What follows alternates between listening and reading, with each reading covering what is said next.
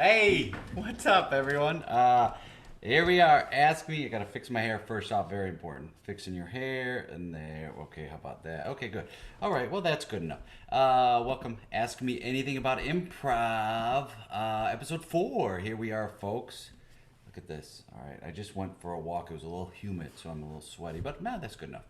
But this. Look at this. It's gonna be there. We go. Oh well. I mean, come on. That's close enough. All right. Hey, ask me anything about improv happening live right now. I'm running this live on YouTube, and then connecting through my Facebook page. So I'm gonna go back and forth looking at some stuff, some questions that might come up on my Facebook page.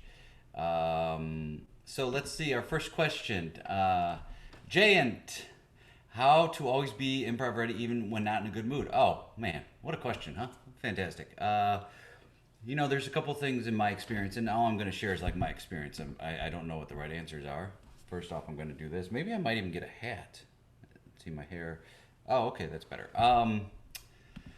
There's a couple things for me. One is for me, my warm up is key, and a warm up helps get me out of that mood and into the sense of play. So it depends on where I am. For sometimes I need to warm up, and it depends on the group of people I'm with too. Sometimes it's like, oh, I need a silly warm up. It might be something physical, like actually playing tag or running around or whatever it is. Right now, a lot of my warm ups are talking to people and getting to know them, and whether it's people I know or people I don't know, but spending time having a conversation, connecting with them is a big thing that gets me out of that mood.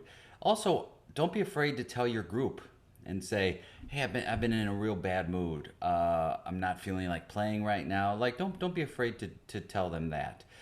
Don't necessarily use the stage time as an opportunity for you to get out your issues and talk about that breakup you had kind of out of nowhere on a stage, and your teammates aren't ready for it. But definitely, I think talk to your teammates, talk to the people in the group, and let them know that you're not feeling in the best mood. But for me, a couple things, like I said, is the warm up is really key for me. So the warm up might be as simple as having a conversation. The warm up might be zip zap zop. It might be something physical. I think I was one thing that I took from a group I was with for a long time called Comedy Sports is before the show we would do like we could do a warm up in 15 seconds. We would do like a bunny or a beep or a zip zap zap, but we would play it super hard, super fast. We wouldn't kind of go zip zap, but it would be like, no, let's focus, because I think the improv is part of to get us all focused. So I think if you do a warm up really fast, play it to win, be okay losing, but really get in that mindset. Those are some things that help. Another thing, honestly, that helped me sometimes is stopping caffeine or energy drinks before a show. If I'm in a bad mood, that just raised my anxiety level even more. So if I know I'm doing a show, sometimes I want to get enough rest if I can. Sometimes drinking a lot of water will help for sure. Sometimes I'm hungry. And if I have something like sugary or snack food, like fast food or something before a show, it's going to affect my show for sure. So I want to be as alert as possible. Also, please, please, please, please, and I'm not your dad, but please don't drink, don't do drugs, anything like that before a show. It's already hard enough what we do, and if you think like taking a drink makes it easier, it just doesn't. But again, my opinion. So yeah, I think talking to your group and letting them know that you might not be as playful today, but there are definite things that can help with that. There's also something that's like this. There's this thing called laughter yoga, where you just start laughing and you kind of fake laugh until you start laughing, and it does change your mindset. But yeah, being real physical helps with that. Sometimes I'll watch a funny movie, or I'll listen to music will change it. Sometimes, here's the thing, sometimes I don't try to change it. I just tell my group, I'm like, hey, I might not be as playful tonight. I'm just in a different headspace. And sometimes I can't change it, and I just accept it. And sometimes when I've been in real foul moods off stage, I've had really good shows. I don't know what it is, but sometimes it is that. So, yeah, I hope those are just a couple of things that will help you. Mark, are there any improv games, especially short form ones, that you are not a fan of? No, honestly, no. I do enjoy all the games. There are some games I'm not good at. And some games, if it's in a running order, I might go, no. But there is one. I should say. Let me take that back, Mark. There is a short form game I'm not a fan of. It's called Sex with Me. I just don't find pleasure in doing that game. If it's in a show that people want to play and I'm in the show, I'll give it my 100%. But Sex with Me, where it's like you get a suggestion like, blender, and then you go sex with me is like a blender. You get all mixed up. That stuff. I'm not a fan of. So yeah, that's I guess the one game I'm just not a fan of. Mark, if you could improvise with anyone from outside the non-improv world, who would it be and why? Dead would be my dad. He passed away, but if I could improvise with him, uh, yeah, it would be definitely that would be my first choice would be my dad. Another would be my mom. She also passed away, so I think those two would be fun to improvise with. Um, who else? If I can improvise with any, I think improvising with animals is super fun. So like my pet when I had my dog Pitsy, I think she would be fun to improvise with. Um, I think also it would be somebody posed this to me the other day of improvising. Could I improvise with Donald Trump and make him look good? So I guess the ego in me said I'm up for that challenge. I don't know how I would feel if that happened, but yeah. I also think it'd be fun to improvise with Barack Obama or Michelle Obama. I think they'd be amazing improvisers. Um, yeah, I think that would be really cool. And maybe like I guess maybe the top two people who are living, I would want to improvise with are the living members of Beastie Boys because they're my favorite band. But I bet I would be terrible at it because I'd be in such awe and I would be starstruck to improvise with Mike Diamond and Adam Horovitz. So if you want to see me starstruck, put me in a room with those two, and I would probably just be very very very quiet, and it would be just me standing there watching them. How do you talk about improv? Arjun, how do I talk about improv with anyone outside or to corporates? Oh, this is a great question. How do I talk to? Okay, well, my elevator pitch. What's my elevator pitch? Sometimes I don't even mention improv because I think it scares people away because they don't quite understand that improv is really just preparing yourself for the unprepared and the unknown. So I might talk to them about, the first thing I would do is kind of ask and listen. I would say like, what are situations, or issues that are affecting your team right now, and I might just listen to what they say and then kind of tailor my response based on what they say. I also try to replace the term soft skills with impact skills. I think it's a very big distinction because when people think soft skills, I mean that terminology, that phrasing, I think puts people off a lot where it's like not necessary. Whereas I think impact skills are necessary. I might talk about the connection we want to find between people. I might talk about being more effective listeners, stronger communicators, more agile thinkers. And really, right now, a big thing that is in need all throughout the world, but especially in businesses, is empathy. So I might talk about empathy training or their emotional intelligence, something like that. But really, I would want to hear what they need and then assess the need and then provide a solution for that need. If it's a general thing, I might just say something like, yeah, what I do is I help people and teams become better versions of themselves. And I use, improv tools and philosophies to achieve that. Things such as staying in the moment, being present, working within a team, diversity and inclusion are big parts of that as well. So yeah, that might be it. It depends on who that person is too. I might say, sometimes I say, oh, I hope, improv helps people become better versions of themselves. And I might cite things like, hey, if you look at Twitter, the former CEO of Twitter, Dick Costolo, improviser. And I might tell the story of the show that I saw, Modern Problems in Science, with him, Rich Fulcher, and Phil Granchi. And I saw it a couple times, and it both were standing ovations. It was basically a giant panel of experts. Each one of those three got a postgraduate, post-college, post-university graduate degree. They used that to become a professor. They grabbed one piece of clothing, one piece of costuming. Then they also got a theory that can never be proven. They came out in the audience, they addressed as if they were college, university students. They had a chalkboard.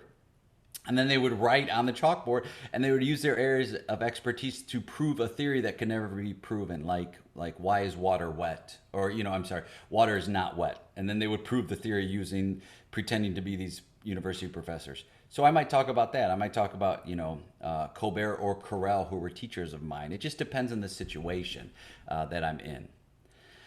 Um, has there been any Siddharth, has there been any instance where someone has come to you and told you that improv changed his or her life? Yeah, oh yeah, several. The one I think about the most is my friend Eileen Kahana, who after she was in her second class, so the second term, the second 8 weeks at Second City, I was her teacher. It was Improv B. Uh, I guess I had said I'm not going to stop any of your scenes, and I stopped her scenes week 2 because she kept saying no. And at the end of the that class, at the end of the second week of our class together, I said, "What are you taking from today?" And she raised her hand and she said, "You know, I wanted to punch you in the nose." And I was like, "How come?" She goes, "Because you said you wouldn't do that, and you said I needed to say yes, and I didn't want to, but now I get it." And what she ended up doing is she ended up using improv to create a company called Room to Improv, which is a not-for-profit helping children combat bullying in Chicago public school systems, helping military folks assimilate back into society in America, helping seniors be more sharp. So that's one person I talk about all the time as far as improv changing their lives, and she's just such a great. She's a great improviser. She continued on the program in improv. She was a rock star improviser. She took other classes as well. But yeah, that really affected and changed her life. I talked to a lot of people. My friend Vic, who works for a company up in the Silicon Valley, talks about how he uses improv all the time and how that class changes his life. So I do have a lot of people who say that improv has changed their life for the better. Students have told me they play with their grandkids better. They're a better listener. I've had people who have quit jobs because I said you have to do something that scares you, and they've quit a job, but they said it was for the best, called off weddings, but they said that was for the best. So I haven't ever had anybody come to me and say, hey, improv made my life worse. By far, more people have said it's made their life better. Summer, not sure if you've covered this, but what do you do to recover from what you feel might be a particularly terrible improv set or show where you start to really feel down about yourself? Oh man, that's a great question. I mean, these are all great questions. Thanks everyone for asking them. I think what you do is you go if you notice in the middle of it you're having a really bad set, I think you just go, all right, let's make this the worst set I've ever had. I think there's joy in going like, this is a terrible set. But it really, is it? I mean, what's your standards? First off, I would reassess that to be like, what do you consider a successful set or a good set or anything like that? And I'm not trying to be, um, mean about that. I'm just like, really, what's your definition of a successful set or a good set? Sometimes I've done shows where it's like, oh, I didn't feel really strong in it, and people come up and go, that was a great show. It was really great. And sometimes I do a show where I feel really strong and I don't get that same response. Also, am I doing the improv show for me, or is it the group? Did the group have a good show? Then I got to check my ego and go, I might not have had the most connected show. I might have not have felt like I was playing at my most present and sharpest or whatever your criteria is. But the group had a good show, and that's really honestly what matters. I'm not kidding. I really believe like the group having the good show, that is honestly the best thing, is like when the group has a good show. Also, if you're saying it's a terrible show, you're kind of going against the first rule of improv, the first tool, I guess, of improv, which is no judgment. So, and the more you do it, honestly, the easier it gets. For some, it gets easy right away. For some, it takes a lot of shows to find it's easier. The more you do it, it's like anything. The more you do it, the stronger you're going to be at it. So I think just keep doing it. One thing I would suggest is immediately do a show as soon as you can right afterwards, to kind of forget about it and to not place so much emphasis on keeping that show really precious and like that has to be a great show. Once you're done with the show, spend about, set a timer for 10 minutes to think about the show or talk about the show, and then that's it. Move on. The show notes, your thought on the show should never be longer than the show itself, but that's easier said than done. I got a story. I had been improvising professionally for, oh man, it had to be 15 years. Was it 15 years? It was at least 10 years. Yeah, 92, 10, 2000. It was probably 15 years. I was improvising at a theater, and I think the last scene I ever did, it was a theater in Chicago, one of the known, it was not Second City, but it was a known improv theater in Chicago. Somebody comes in and lands next to me and goes like this. and clearly they're Superman. Lands like this, and I go, professional improviser. I go, who are you? And they go, I'm Superman. And I went like this, meh. And I pretended to drink a beer. Like that's how not good that was. And that might have been one of the last scenes I ever did at that theater, and I'll never forget it. So I was not affected. So I think like the more get back on the horse. Try not to let it linger with you like a stink over your body, and do another set. Find the joy in doing something that was like right now. I'm like, what? That was a terrible. That choice right there was not the best choice. Right? Not the best choice. Now, on the flip side of that, I'm sure that scene has been played in some alternate universe in front of a different type of crowd in a different scenario that it went and was received well. But yeah, I think the sooner you can get on that horse again, the better. A way to do that is play with the people who bring you joy. So Summer, I know you might not be asking for yourself, but who is the person when you think, oh man, I love playing with them, I love watching them. Who is that person? Then right away reach out to them and play a scene with them, especially now, because you can do it virtually. Now, some improvisers might not want to, and that's fine. That's their choices. They don't want to improvise virtual. I don't mind that at all. Hey, Jason Hayter. Yay, contractors are here. Hey, Jason. I am very scared to hire contractors at all. So, kudos to doing that, man, and thank you for being up.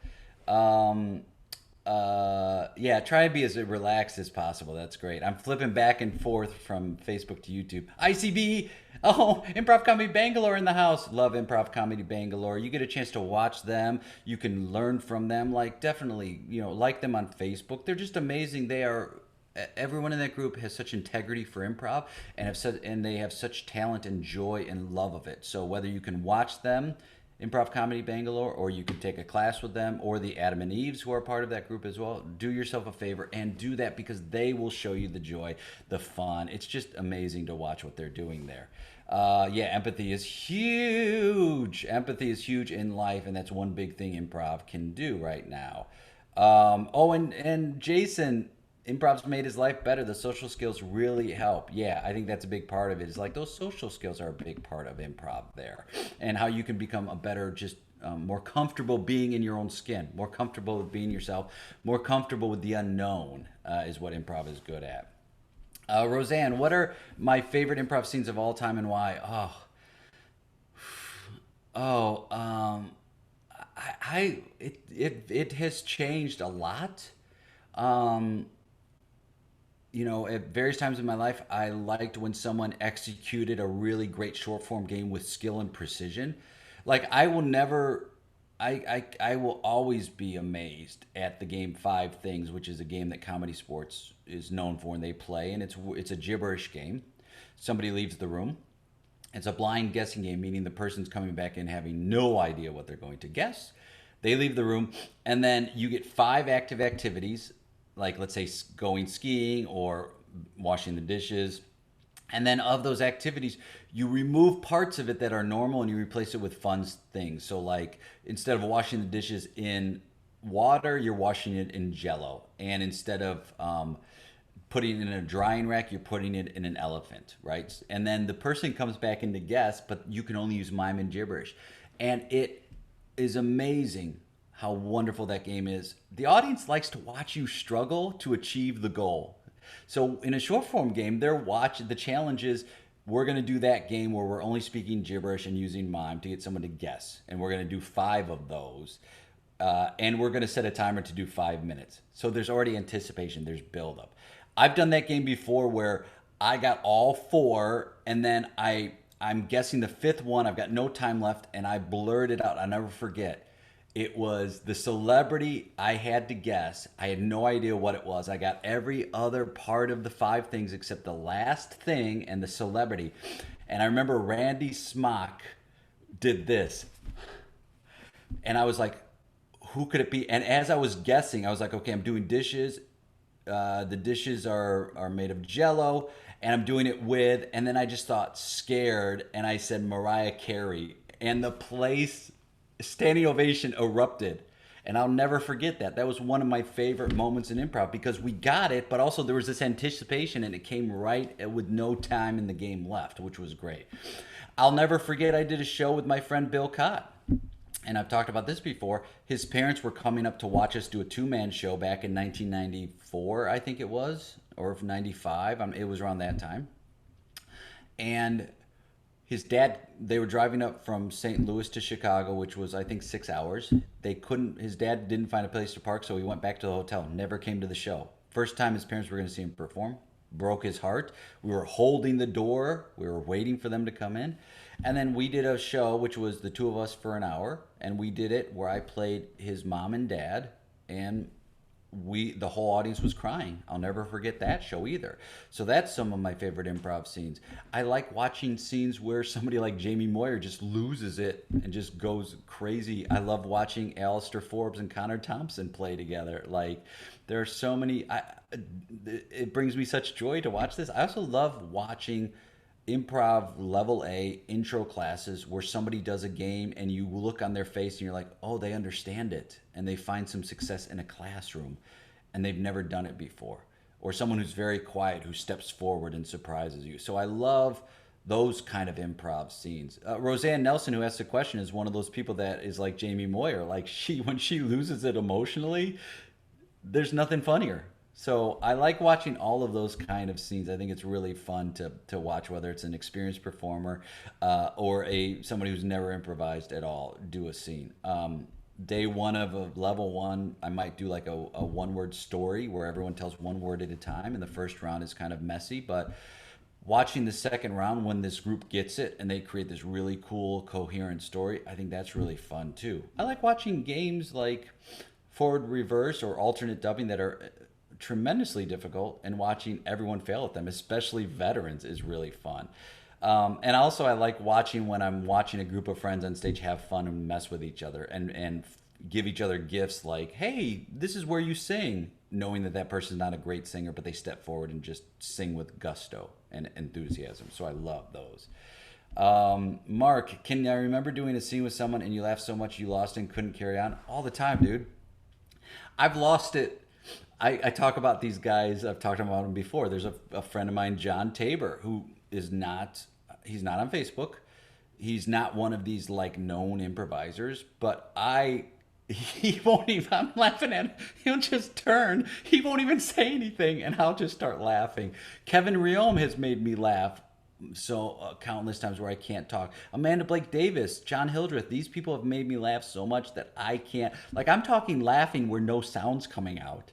And, and you're just like, hold on, the train's still going off the tracks right now. I can't stop. And I used to get so upset because I used to be so hard on myself for breaking into scenes, or I should say breaking in scenes or laughing in scenes. And now I'm just like, I don't care anymore. It's just fun. I try not to. I really do.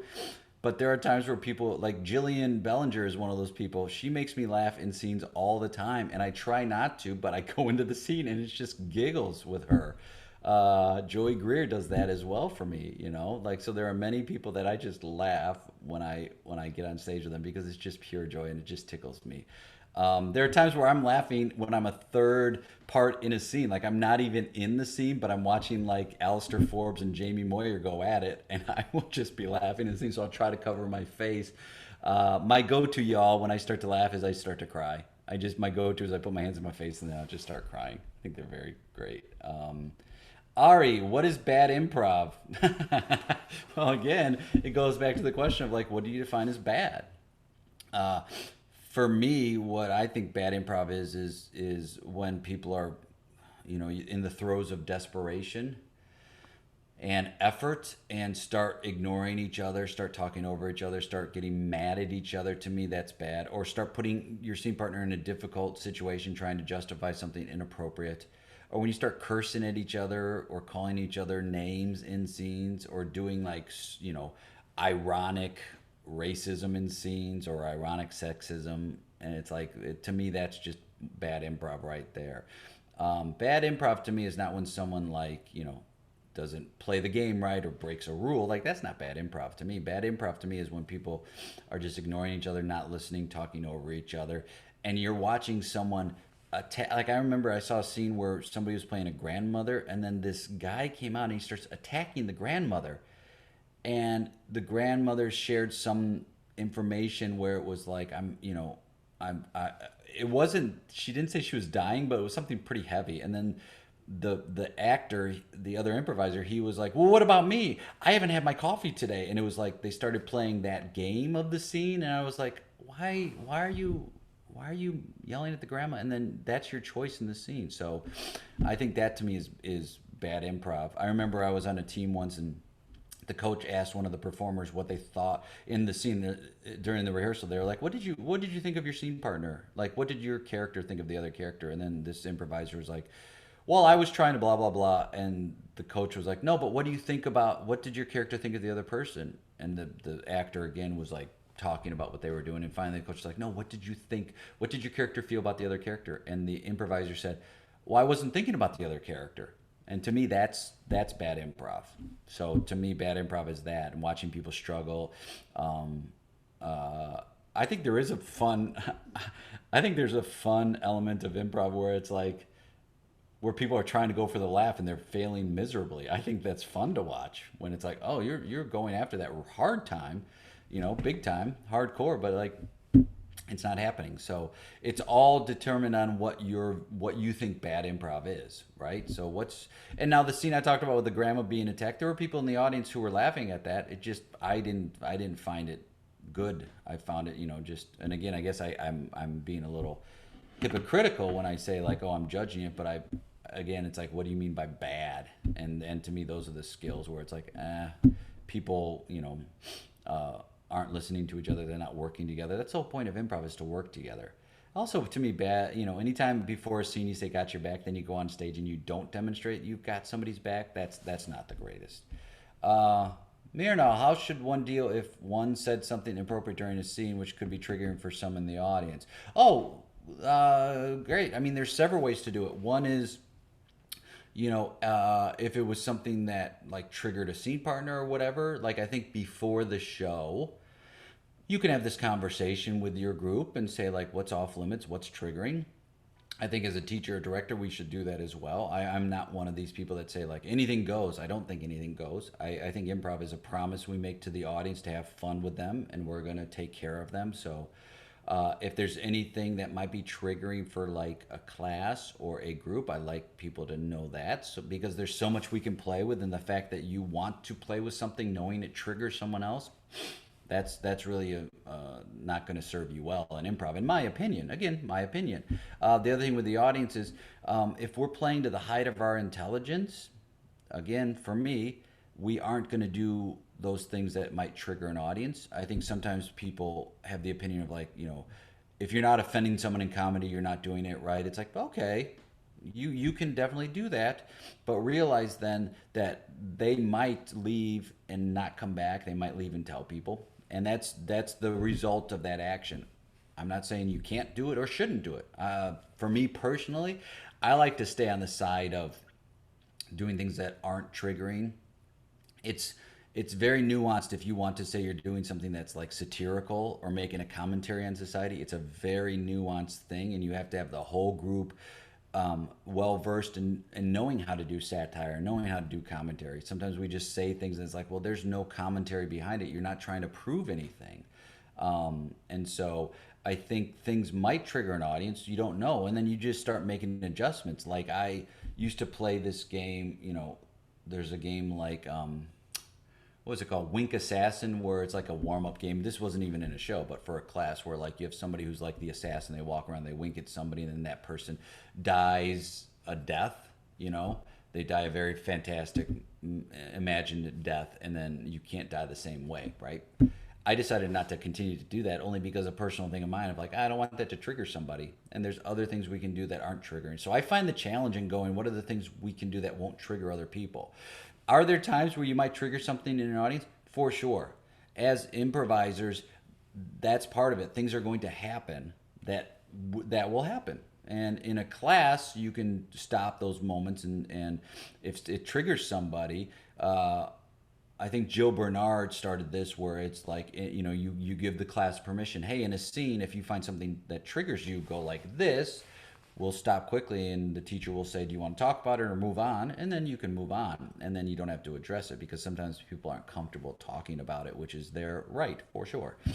And then you let the class know, hey, this is sometimes what happens in improv, is that sometimes these things are said, they're not said on purpose, or with malice, or we try not to make them be said with purpose or malice in a show as well.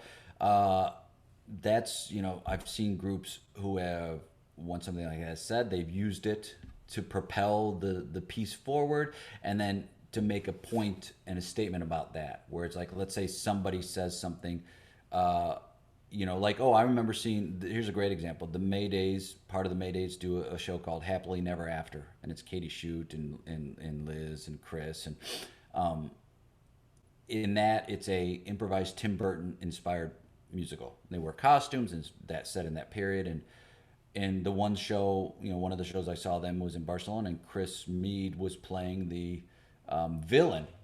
And he was making some choices that were like, oh man, wow, he's really being a jerk. But it was because at the end he got punched in the villain got punched in the nose. He got what was coming to him at the end. So that was a payoff for the audience right there. It was like, oh, it was done on purpose. He knew that was the role he had to fill, but they also knew as a group he was going to get it in the end. Sometimes we don't do that in a show, so it leaves the audience kind of hanging as far as like, well, why did they do that? So some things might be triggering in an audience. If you set your show up like, hey, this is a show where we're just going to offend people, then that's fine. You've told the audience what you're going to do. If you haven't set it up as that, just take a look at what shows you're doing and what's acceptable for you as a group too. Like for me, when I was part of a group, my first group was called Waka Malaka, and we did not want to swear in our improv or sketches. So that was our thing. But right now I swear all the time, which is not a great thing, and that might trigger some people. So, the audience might be triggered by things. It's all like what you as a group are comfortable doing for them. Mark, can you remember the first time you were ever complimented on a scene, and can you remember the emotions you felt? Oh yeah.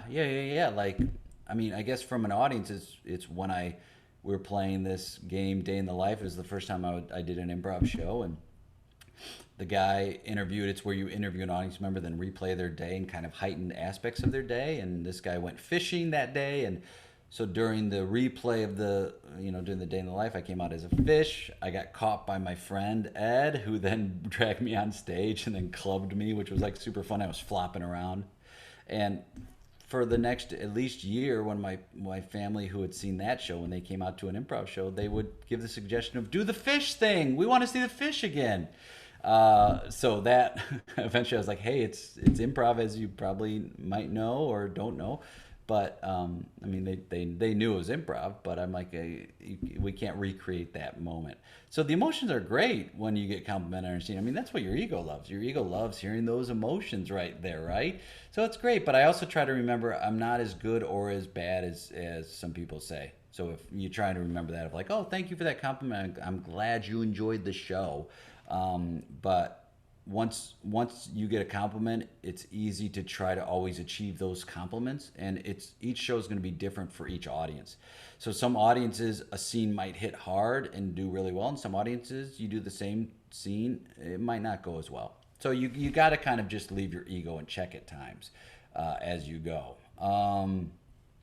Kristen, when you improv the duos you've been doing on Zoom, how do you imagine the space you're in? Are you visualizing a common fictional space you're in together? Are you imagining yourself in your partner's space, using cues from there or from your own space, or all from your imagination? Is anything like what your brain does when you talk on the phone? Oh, Kristen, that's a great question. Thank you. So I do these 10 minutes with all sorts of people from around the world on Zoom. I guess what I do is I go into the scene very blank, and as soon as my partner says something, then I start imagining the space I'm in. Sometimes it does, but rarely does it click in right away, or it's like, oh, I know exactly where I am. But it's like a camera starting in real close, and this is an analogy I heard from Keegan Michael Key.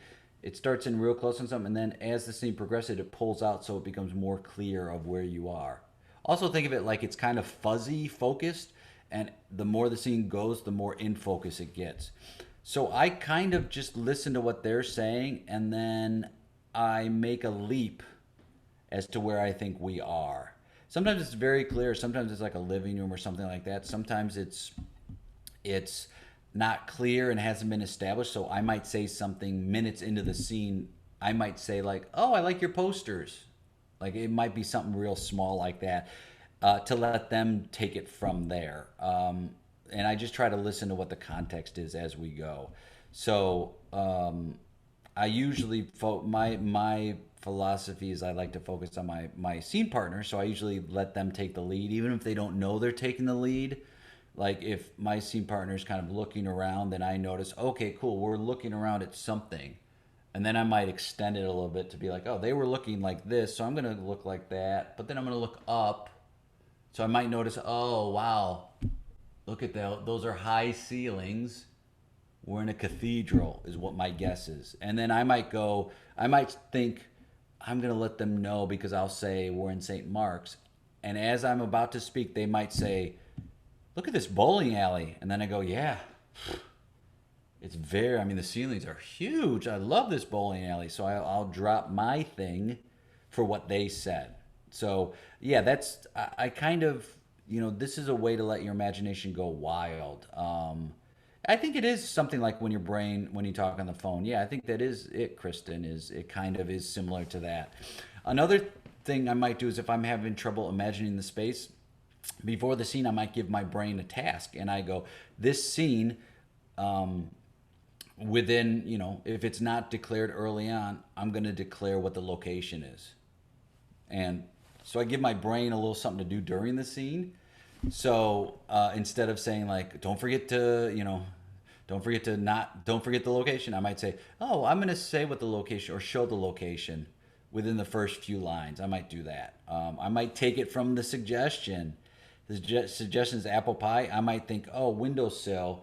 I'm walking by my friend's house. I might do that. I might go diner. But it just gives me something. And if I'm drinking coffee and I haven't said we're in a diner, that also opens up for my partner to declare where we are. And they'll go, oh, he's drinking coffee, so we're in some place that has coffee. Could be a living room, could be a diner, could be whatever it is. But I always like to get real specific with that. So I might say, oh, here we are at Cup of Slice or whatever it is, the name of the diner. Just to give again, trying to just give information. Yeah, and I think, Kristen, the more imagination, it's just unlocking that imagination.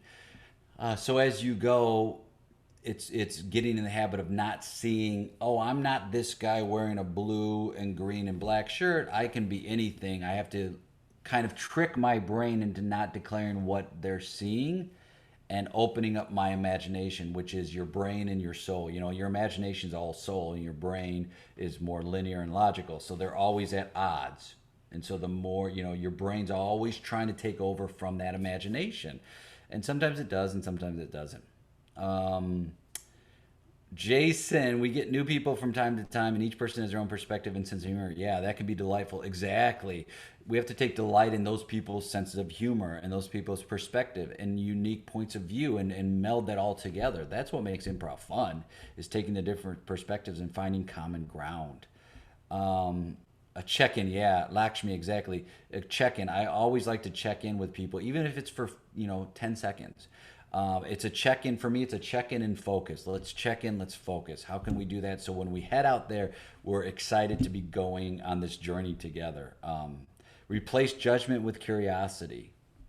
Dingle drama. Who inspires me in the improv world? Well, there are so many people. Carla, you inspire me for sure. The Improv Comedy Bangalore and the Adam and Eves inspire me. I think anybody who's doing improv right now is very inspiring. I think Michelle Gilliam and Stephanie Ray, what they're doing are truly inspiring. I think David Escobedo is one of the most inspiring people out there as far as improv goes. I think Chris Mead and Katie Shute, I think it's called That Improv Place or The Improv Place. What they're doing with virtual improv is very inspiring. Roy Janik down in at the Hideout Theater. Roy Yannick at the Hyatt Theater.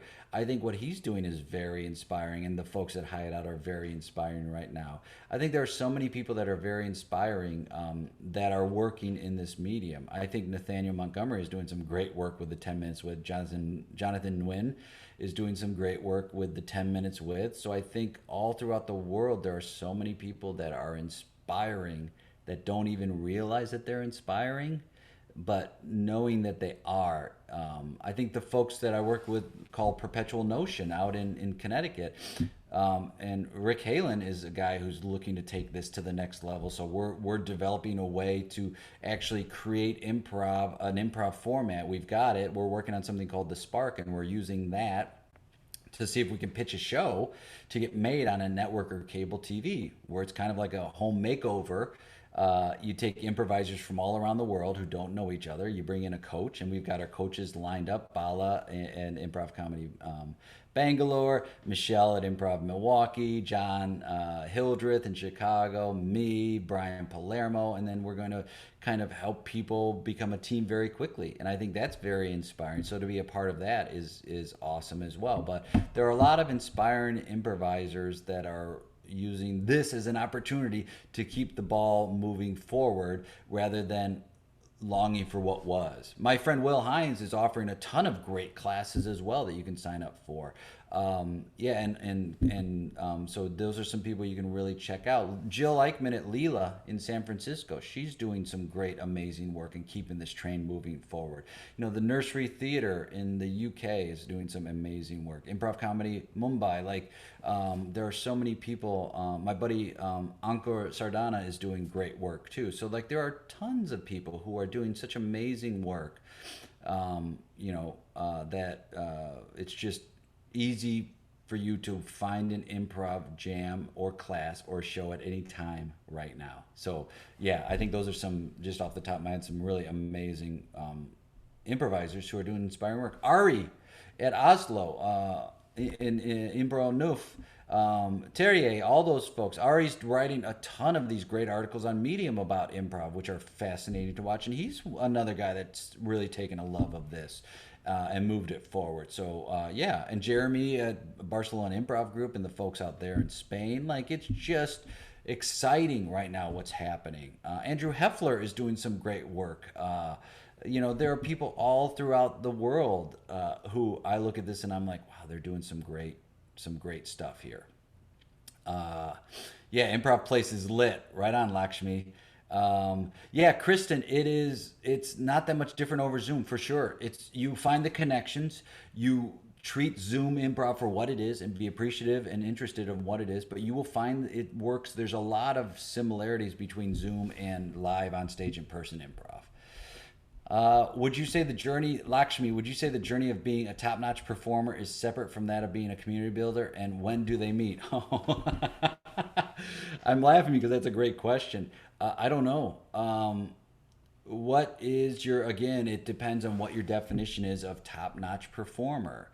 Is your definition who's playing with you? Is it the theater you're playing with? What is, and if you can, actually put that in the comments too, is what is your, before I forget, Emma Bird, hello, Liverpool Comedy Improv. She's amazing and she's doing some great inspiring work. Okay, so back to that. A top-notch performer is separate from that of being a community builder. Not necessarily, but, I know top-notch performers, in my opinion, who don't necessarily want to be community builders, but they are based on their attitude, right? So based on, and I'm not going to name drop people, but if I think about the really good improvisers, they don't necessarily want to organize things, but because of their action and because of who they are, they do it by default. It's a side effect of what they do. They do bring a community together. So when do they meet? I think they do. I think it just depends on as a top, again, what is a top-notch performer for you? But is that something you want to do? Is also organize, be an active community organizer. I look at David Escobedo or Lakshmi Yu as well, or Shweta, or any of the Adamant Eves for sure as top-notch performers who are also community builders. So where does it intersect? For some people, I guess it intersects early on, level one, their very first improv class. They're the person in the group that's hey, let's all go out to get something to eat at a, after our class. That's a community builder. It might also be someone who, like Jill Eichmann, who goes, I'm here to help people be better human beings. And she's a top notch performer. So yeah, I also know a lot of community organizers that might not be, again, top-notch performers, or their style might be different than the theater they're at, but they're great community organizers. So it can meet day one and it can meet years later. That's I don't know if that's a helpful answer. That's just my top of the head answer. Um, Liverpool Comedy Improv. Hi, Emma. How do you take care of your own tie and well-being to avoid improv burnout? Oh, that's great. Well, I think definitely, like for me on Sundays, I pick a day of the week, and Sundays is it right now, where I try to do very little improv. I try to do almost none. Sometimes I can't because I might be involved in like a festival or something, but like I'm doing the Vintage Improv Festival, and I think Sunday night there's going to be a show, and I believe it's in September. But for the most part, I need to have at least a day where I don't do that. Most Saturdays, I don't improvise. I teach a class now, right now, but most of the time that's spent with my family. So I think you have to build that time into your schedule. Now, as somebody like you or somebody who's running an improv theater, it's very hard, because if you're doing your own theater, or you're doing, it's basically a startup, it's going to engulf your life, because that's your well-being, that's your financial well-being, I should say. So it's building in times and make it consistent to be like, okay, even if it's Sunday, from the time I wake up until 3 in the afternoon, I don't do anything related to improv. That will help tremendously. Take it from me. And you'll have to turn down some opportunities, but in the long run, it's going to serve you so much more than if you're devoting 24 hours a day, 7 days a week to improv. That goes with performers as well. Because if all you're doing is improv, that's all you're bringing to the stage. So you're just doing improv scenes based on your improv. So you have to make it an active pursuit of your own well-being and improv burnout. And if you do suffer from improv burnout, take a break. It's gonna be here when you get back. Take a break, step away, even if it's for a day, even if it's for a week, or even if it's longer. Take a break, step away, reassess, and come back. But it's an active thing, and improvisers are known, we are lazy in some regards. So we don't want to build that into our schedule, but I think we need to make an effort to be like, at this point, I'm not dealing with improv. It could be every day. I would say, like, a good thing to avoid burnout is when you wake up, don't look or talk about improv or anything like that, maybe for an hour. Another thing is meditation helps. Your diet and exercise helps as well, but make it active, the pursuit of your own well-being. Take time out, give yourself time. It might seem hard to do it first, but it'll be worth it once it becomes a habit. The more you do it, the more it becomes a habit. And then, it's like, I know people who are in recovery programs where it's like they don't miss meetings, and it's just because they block that time out. So block the time out for yourself. Um, uh, uh, yeah, I hope that helps. Make it a priority. If your well-being is maintained, you can help other people so much more than if you're trying to hold on. Um, mm, mm, mm, oh, Lakshmi, top notch. I mean, is to be a performer who is self-assured and brilliant in technique. It's a pathway laid out for themselves. Yeah, I mean, how about this? Everyone watching, you are brilliant improvisers, and I wish I could sprinkle confidence dust on you, because you are all, nobody knows what they're doing in improv. Um, it's just level degrees of fake confidence where you go on. I walk on stage. I don't know what's going to happen. It could be bad. I have no idea, but I'm projecting the image that I know what I'm doing, and I really don't. If I do know what I'm doing, then I'm writing. So I think the more also you do it, Lakshmi, it just is like, again, you're building up a habit. The more you do it, the more bad improv you do in your mind, the more of the performance callus builds up. Like when you're working on, like when I rode a bike, when I moved to Copenhagen to be an artistic director for Improv Comedy Copenhagen, I rode a bike everywhere. The first 2 weeks, my rear end hurt so much, and I just kept riding, and then I got used to it. But those first 2 weeks were very painful, but I had to keep getting back on that bicycle. So keep getting back on the bicycle. Uh,